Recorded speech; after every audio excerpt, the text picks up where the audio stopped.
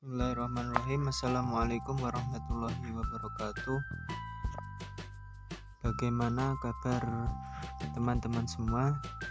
Semoga kita semua dalam keadaan sehat walafiat dan tetap dalam lindungan Allah Subhanahu wa taala. Nah, di sini kami dari kelompok 5 yang beranggotakan Robihatur Rahimah dan saya sendiri Syamsuddin Ahmad. Di sini kami akan menjelaskan materi mengenai hidrosfer. Apa sih pengertian dari hidrosfer? Hidrosfer merupakan lapisan air yang menyelimuti bumi. Hidrosfer di permukaan bumi meliputi danau, sungai, laut, lautan, salju atau gletser, air tanah, dan uap air yang terdapat di lapisan udara. Yang selanjutnya yaitu hidrosfer mempunyai beberapa cabang dari ilmuwan, yaitu untuk yang pertama potamologi. Potamologi merupakan ilmu yang mempelajari air yang mengalir pada permukaan bumi serta sungai. Untuk yang kedua, limnologi, yaitu ilmu yang mempelajari mengenai air yang menggenang di permukaan bumi serta danau. Untuk yang ketiga, geohidrologi, yaitu ilmu yang mempelajari mengenai air yang terdapat di bawah bumi dan tanah. Untuk yang keempat yaitu kriologi, yaitu ilmu yang mempelajari mengenai salju serta es. Dan untuk yang kelima, maaf di sini sedikit typo. Untuk yang kelima yaitu hidrometeorologi, yaitu ilmu yang mempelajari mengenai faktor-faktor meteorologi. Yang selanjutnya yaitu macam-macam permukaan air dalam hidrosfer. Yang pertama yaitu perairan sungai. Perairan sungai ini adalah air tawar yang selalu mengalir pada titik yang sumbernya menuju pada muara di laut, sehingga air sungai lebih besar yang bersumber dari limpasan dari mata air tanah. Untuk yang selanjutnya yaitu perairan laut. Perairan air laut ini adalah air asin yang bersumber dari permukaan bumi yang berada di perairan yang asin. Hal ini meliputi semua air yang berada pada laut. Untuk yang selanjutnya yaitu perairan darat. Air tawar yang bersumber dari tanah yang dangkal, dari permukaan bumi, dan juga berbagai air yang terdapat di sungai atau danau. Untuk yang selanjutnya yaitu membahas mengenai unsur-unsur hidrosfer. Unsur-unsur hidrosfer meliputi unsur angin. Unsur angin menentukan sebuah kekuatan temperatur dari udara. Unsur yang selanjutnya yaitu unsur awan, kumpulan dari beberapa sumber titik air dengan jumlah yang sangat banyak. Untuk yang ketiga yaitu unsur air dan tanah, yaitu pergerakan air yang di dalam tanah sehingga mempunyai beberapa lapisan, sumber batu pasir dengan lapisan akuifer. Yang selanjutnya yaitu unsur evaporasi, yaitu gabungan dari beberapa sumber penguapan atau sumber penguapan air dan tanaman ke permukaan bumi, kemudian meresap ke dalam tanah. Unsur yang selanjutnya yaitu unsur kondensasi. Unsur kondensasi merupakan proses perubahan pada uap air menjadi pendinginan atmosfer. Untuk yang selanjutnya yaitu unsur presipitasi, yaitu sesuatu bentuk cairan yang bersumber dari atmosfer ke permukaan bumi. Untuk selanjutnya yaitu unsur runoff, yaitu sebuah pergerakan air yang meresap itu ke dalam tanah pada tempat-tempat tertentu. Untuk yang selanjutnya yaitu unsur tubuh air, yaitu bagian air yang dapat beberapa macam sumber seperti sungai, rawa, danau, waduk, serta lain sebagainya. Yang selanjutnya siklus hidrologi. Untuk yang selanjutnya yaitu siklus hidrologi yang akan dijelaskan oleh teman saya. Waktu dan tempat saya persilahkan. Baik, saya akan melanjutkan penjelasan dari Mas Samsudin tentang siklus hidrologi. Siklus hidrologi merupakan suatu siklus atau sirkulasi air dari bumi ke atmosfer dan kembali lagi ke bumi yang berlangsung secara terus-menerus. Proses terjadinya siklus hidrologi yang pertama evaporasi.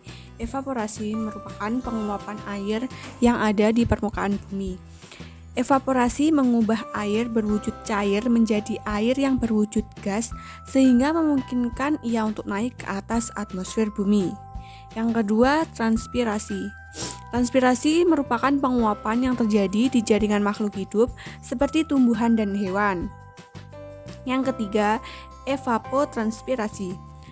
Merupakan penguapan air keseluruhan yang terjadi di seluruh permukaan bumi, baik yang terjadi pada badan air dan tanah maupun pada jaringan makhluk hidup.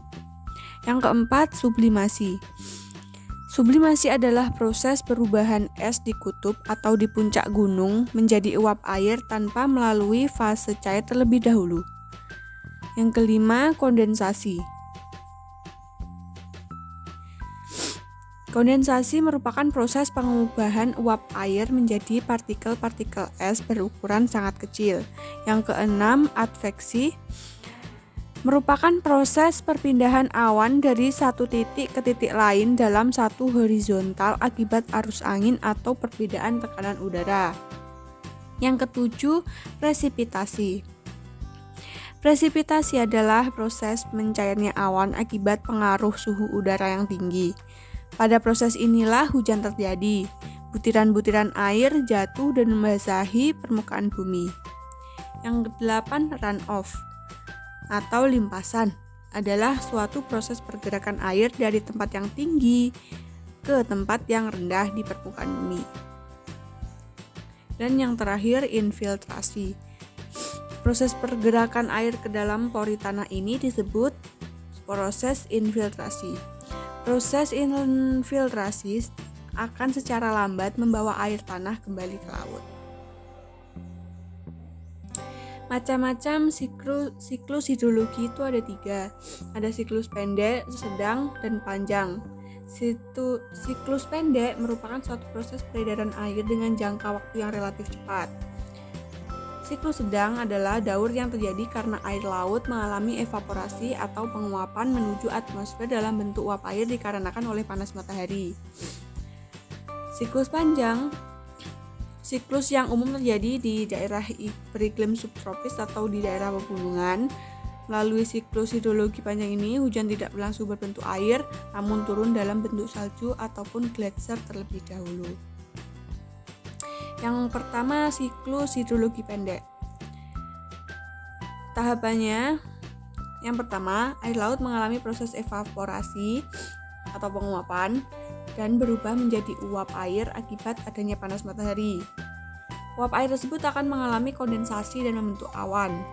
Awan yang terbentuk akan menjadi hujan di permukaan laut.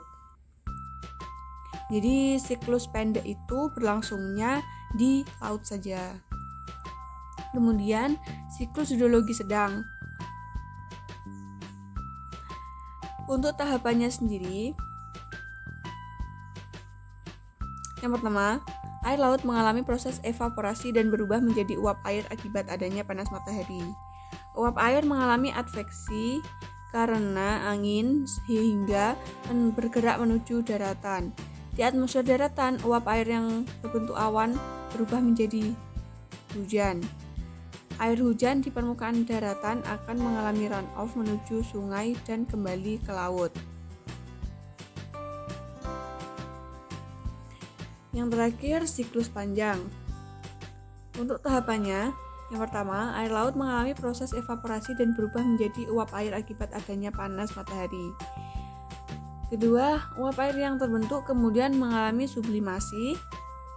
Yang ketiga, awan yang mengandung kristal es kemudian terbentuk.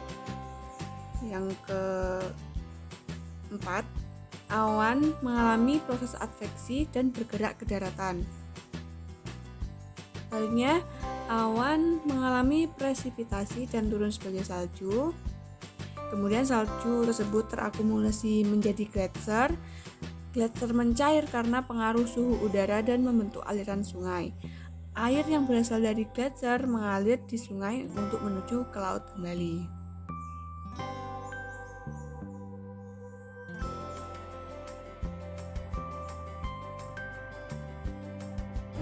Baik, itu saja yang bisa kami sampaikan. Kurang lebihnya kami mohon maaf. Bila ada pertanyaan silahkan bertanya di kolom komentar.